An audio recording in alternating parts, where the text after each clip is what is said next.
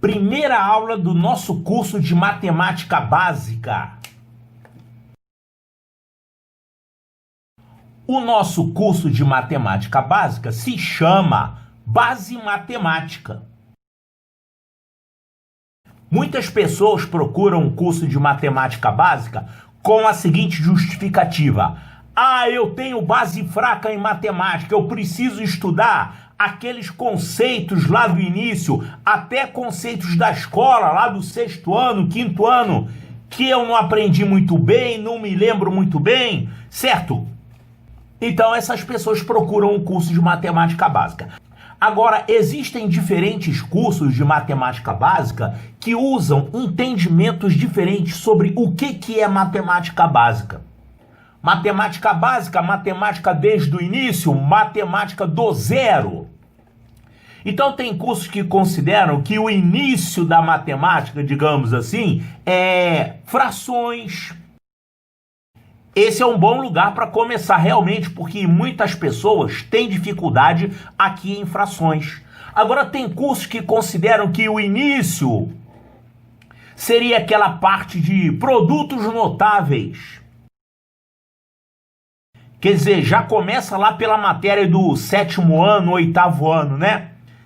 Tem cursos que consideram que o início da matemática básica é lá onde você estuda função do primeiro grau. Pode ser considerado um início para quem está no ensino médio. Então, o que se chama de início depende do que aquele curso está querendo passar para o aluno, né? O nosso início aqui vai ser o seguinte: é esse assunto. Unidades, dezenas e centenas, qual é o assunto que ensina isso? É sistema decimal de numeração. Esse vai ser o início do nosso curso. Então, lembrando a época da escola, é aquela época lá entre o 3º e o 4º ano, quando você estuda classes e ordens, unidades, dezenas, centenas, milhares, algarismos romanos, as 4 operações, suas propriedades, expressões, divisibilidade, múltiplos e divisores, frações. Pois é, eu não vou começar do 000, tá? Eu vou começar mais ou menos nessa parte. Agora, dentro do nosso curso de matemática básica, a gente criou uma revisão. Essa revisão de matemática básica eu chamei de pré-base.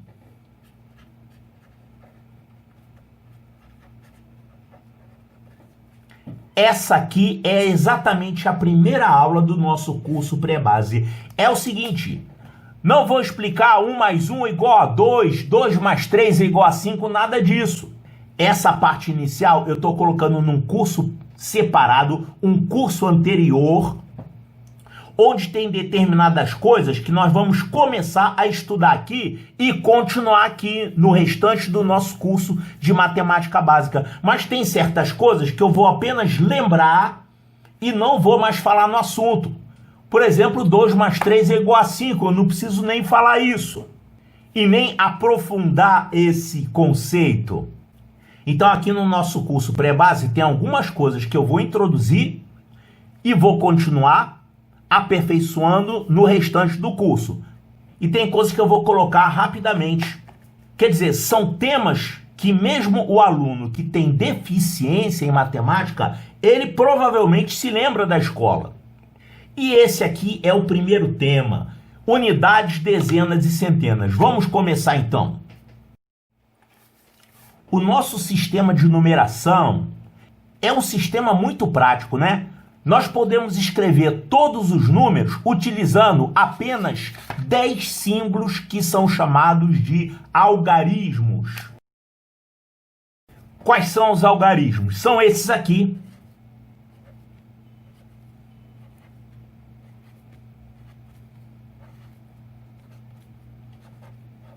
Apenas esses 10 símbolos aqui permitem a gente escrever qualquer número. Esses algarismos aqui são chamados de algarismos indo-arábicos. Porque eles foram criados naquela região compreendida entre a Índia e a Arábia, países árabes, né? Que criaram esses algarismos aqui, um sistema de numeração bem eficiente para fazer conta e para representar os números. Antes disso, era muito chato fazer conta, representar números. Por exemplo, antes disso, você tinha os egípcios.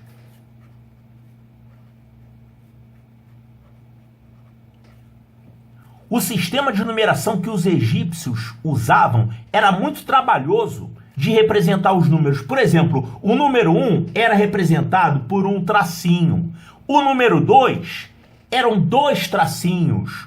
O número 3 eram 3 tracinhos. Então você tinha que colocar tracinhos até formar aquele número. Por exemplo, como que era o número 9? Da forma como os egípcios usavam. Era isso aqui, ó. 3, 3 e 3. Isso aqui é um 9 egípcio. Egípcio lá da antiguidade, né? Atualmente, no Egito, é usado o mesmo sistema de numeração que nós usamos. Mas lá na época dos faraós, das pirâmides, né? Eles trabalhavam com isso aqui. Então, muito chato, né? Tinha que fazer um monte de tracinhos. Não existia um símbolo, por exemplo, para representar o 9. Você tinha que fazer 9 tracinhos. E aí, quando você chegava no 10, aí tinha outro símbolo. Era isso aqui, ó. É um símbolo parecido com uma ferradura de cavalo. Então, isso aqui é o 10 dos egípcios. Que coisa chata. E como é que você escrevia, por exemplo, 37? 37 era escrito assim. 10, 20, 30. E depois 7. 1, 2, 3, 4, 5, 6, 7. Isso aqui era o 37 dos egípcios. Horrível trabalhar assim, né? Aí quando chegava no 100, já era outro símbolo. O 100 era isso aqui, ó. Chatinho até para desenhar, né?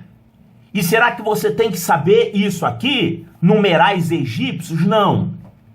Isso aqui é curiosidade. Eventualmente pode aparecer numa questão de concurso alguma coisa que seja cobrada em cima disso aqui. Mas seja lá como for, se for cobrado, o problema tem que dizer: ó, o sistema egípcio tinha esses símbolos, eles eram assim e etc. Aí ele coloca lá a questão dele. O único sistema fora esse aqui que você tem obrigação de conhecer é o sistema romano.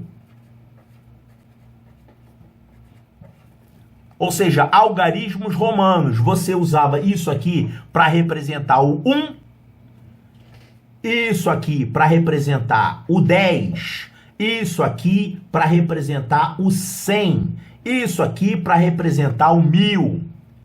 E aí você tinha também porções de 5. Por exemplo, para formar o 5, você usava esse símbolo aqui. Você não precisava colocar 5 tracinhos. Bastava colocar isso aqui. O V representava o 5. Se você quisesse escrever o 8, o 8 é isso aqui, ó. 5 mais 3. E se você quisesse escrever o 9, aí você não ia colocar 5 mais 4 tracinhos. O 9 era isso aqui, ó. É faltando uma unidade para chegar ao 10. O 9 era representado assim pelos romanos. Difícil, né? Então como é que você escrevia, por exemplo, 1970? 1970 em romanos era um negócio assim, ó. 1000 é o M. 900, aí se escrevia faltando 100 unidades para chegar a 1000. Era assim. CM. Faltam 100 unidades para completar mais 1000. Isso aqui é o 900. 900 é CM. 70 é 50 mais 20. Então, 50 é o L e 20 seria XX, 10 mais 10. Muito chato de trabalhar, né?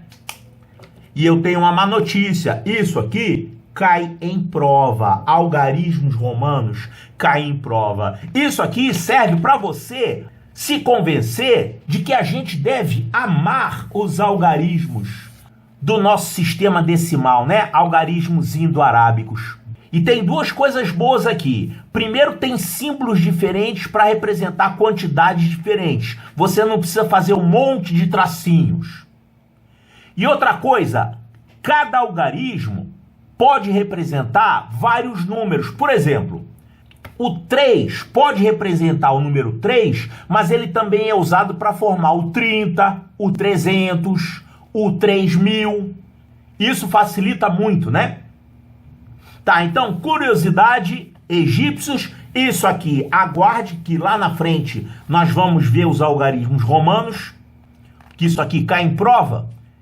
E vamos passar agora a estudar somente o sistema decimal de numeração com algarismos indo-arábicos, que são usados em praticamente todos os países. Então, no sistema decimal de numeração, nós podemos ter, por exemplo, um número assim.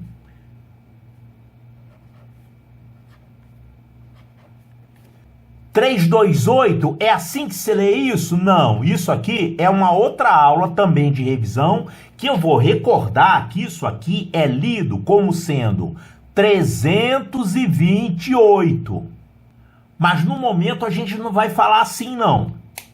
Vamos só ver o que significa isso aqui. O nosso sistema de numeração, ele tem uma característica que é essa aqui, ele é posicional.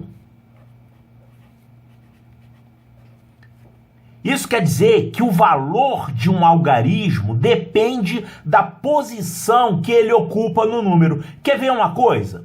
Deixa eu colocar um outro número aqui com 3 algarismos. Esse número que se lê 111.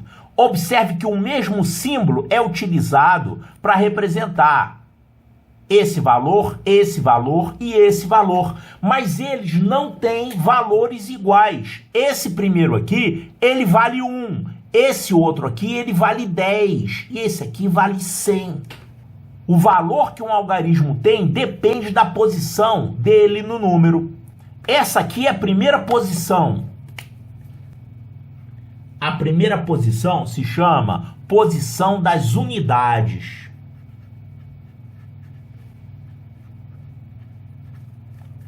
A segunda posição se chama posição das dezenas.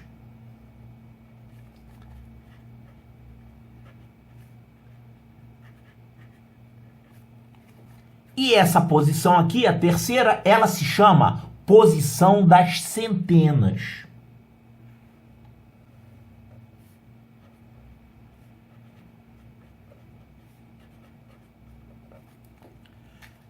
Então é sempre isso aqui, unidade, dezena e centena. Aqui é a mesma coisa, unidade, dezena e centena. Por exemplo, esse número aqui, como é que a gente lê o valor dele? Claro, é 328, mas o que eu quero é saber o seguinte, quantas unidades tem aqui, quantas dezenas e quantas centenas? É isso aqui, ó. Lembrando que essa primeira posição aqui é a posição das unidades, essa aqui é a posição das dezenas e essa aqui é a posição das centenas. Então, esse número você lê assim, ele tem 3 centenas,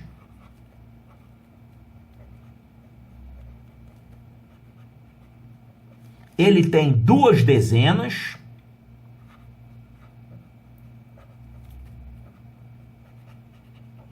e 8 unidades.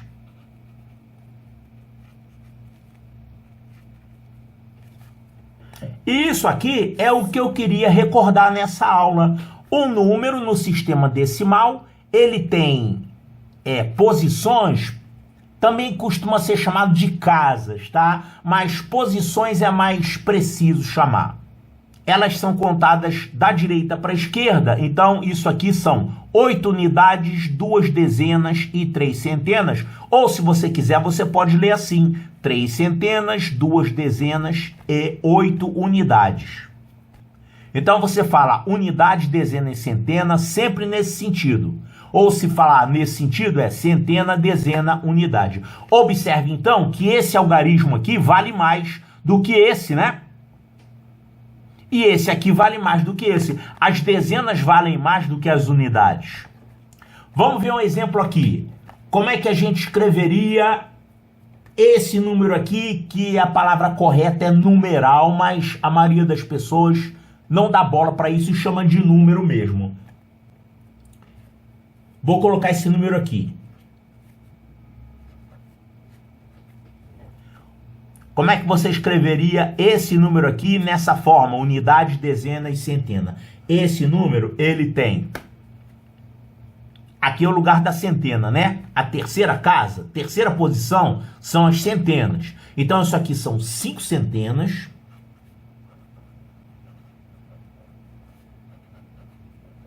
Que mais?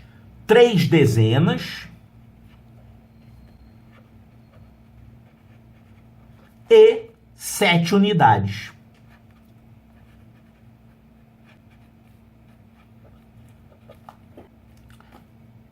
A casa mais à esquerda, a terceira casa é centena, essa segunda casa é dezena e essa aqui é unidade. Claro, eu estou falando de números que têm 2 ou 3 algarismos. Vou colocar um outro número aqui. Esse número, ele não tem centena, tá vendo? Ele só tem 2 posições. Então, como é que a gente escreveria esse número? Ele tem 7 dezenas.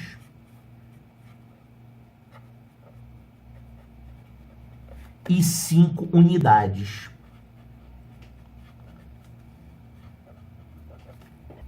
Aí, se ele tiver 4 algarismos, aí você já vai ter os milhares. Por exemplo, esse número aqui, ó, unidade, dezena e centena. Isso aqui se chama unidade de milhar, mas isso é assunto de outra aula, tá? Se você quisesse ler um número como esse, nessa forma, seriam 2 unidades de milhar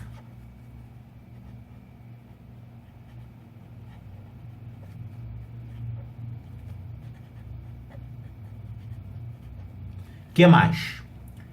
3 centenas. Esse 4 aqui são 4 dezenas. E, finalmente, esse 4 aqui são 4 unidades.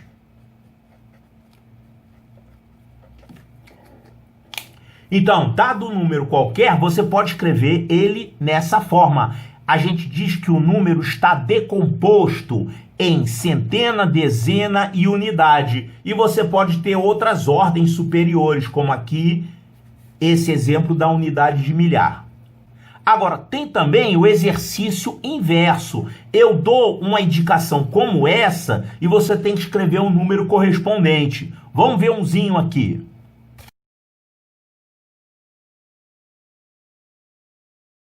5 centenas, 8 dezenas e 3 unidades. É isso aqui. Um número de 3 algarismos. Aqui, centena, dezena e unidade. São 5 centenas, 8 dezenas e 3 unidades. Coloquei os tracinhos aqui só para facilitar, né? Mas na verdade a gente escreve o número assim. 5 centenas, 8 dezenas e 3 unidades.